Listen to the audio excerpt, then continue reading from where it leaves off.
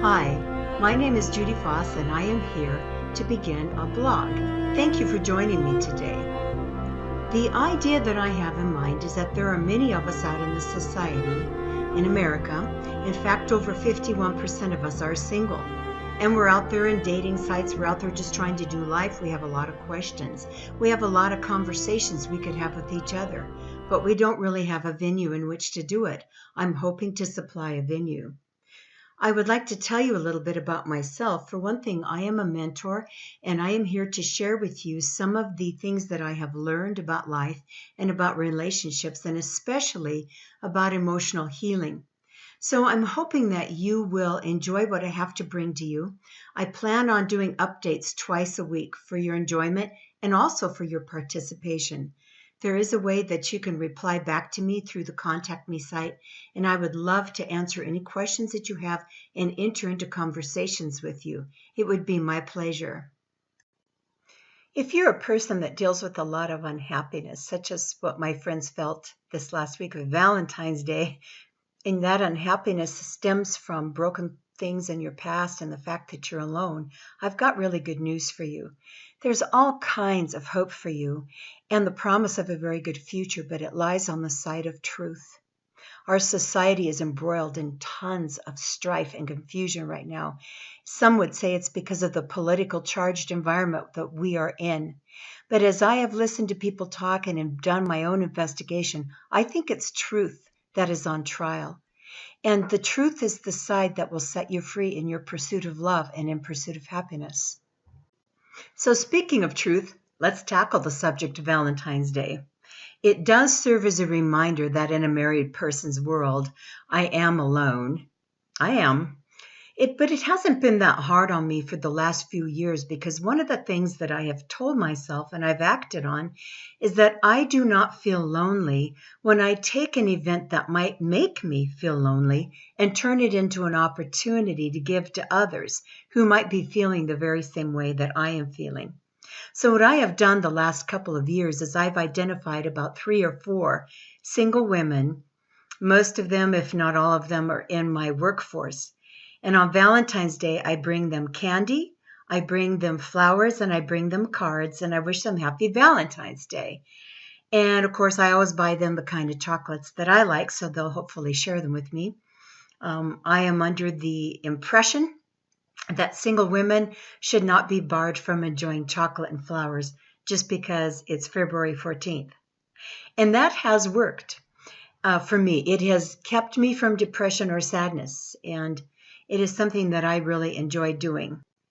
So the first thing I want you to notice with the little story I just told you is that while it is true that I am alone and without a partner on a day meant for lovers, there's another truth that I can cling to, and that is that love can originate with me, and then out of the overflow that I have in my life, I can make others happy, which in turn makes me happy.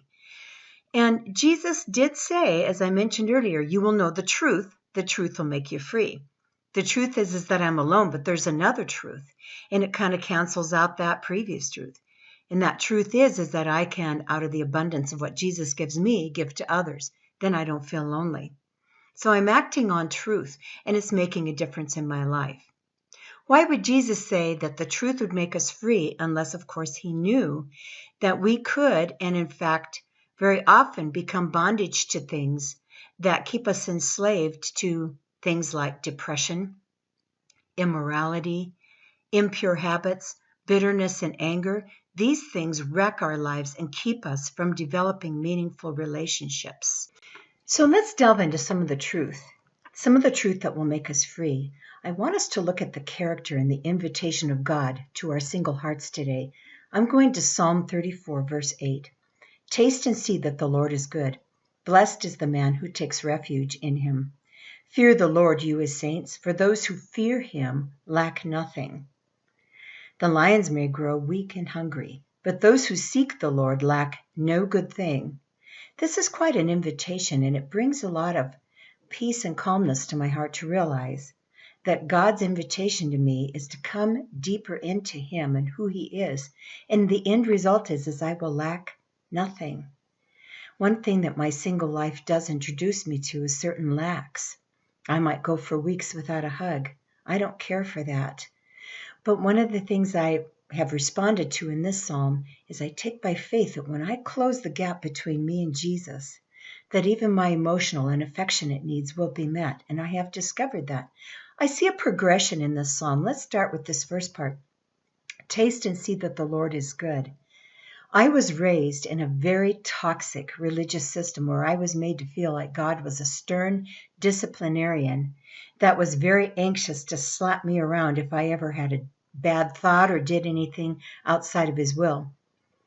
Have you ever seen that old commercial that says, try this cereal? I don't know what kind it was. Try it for the first time again, or try it again for the first time. Some of us need to go back and try Jesus, taste of him, and see that he really is good. That's what my last 1 year has been about, is revisiting Jesus, this time letting him show me who he is. And I have found him to be every bit as loving as the rumors have said he is. I've pulled far, far away from those early messages which left such an impression on me. Jesus really is good. Philip Yancey wrote a book called The Jesus I Never Knew. The premise on the whole thing was there is a Jesus the church did not do a good job introducing him to. And I'm telling you guys something out of total honesty in my heart. When it has come to my struggles as an abused person growing up, and then the subsequent struggling and toiling in my adult life with broken relationships and broken dreams, the church has been almost useless in giving me good answers. But Jesus is not that way.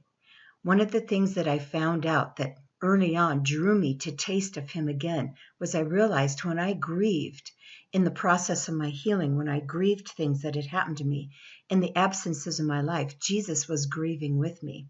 He didn't let me stay there, but he did grieve with me. The Bible says, mourn with those who mourn. The church is not very good at that. The church wants to give us pat and unearned answers. I'm going to talk about that further in a future blog. But Jesus is not that way. I want you to search the Bibles. Just start in the book of John or go to the book of Mark, one of the Gospels, and ask yourself, is the Jesus that I'm reading about somebody that would kick me to the curb for the past mistakes I've made in relationships? Is this the Jesus that would hit me over the head for crying out to him when I am feeling alone and abandoned? Is this somebody that would give me a lecture? Jesus is not that way. So my first invitation to you in Psalm 34 is taste of the Lord and see that he's good. Like the cereal, taste him again for the first time. Search him out in one of the Gospels and let him speak to you about who he is.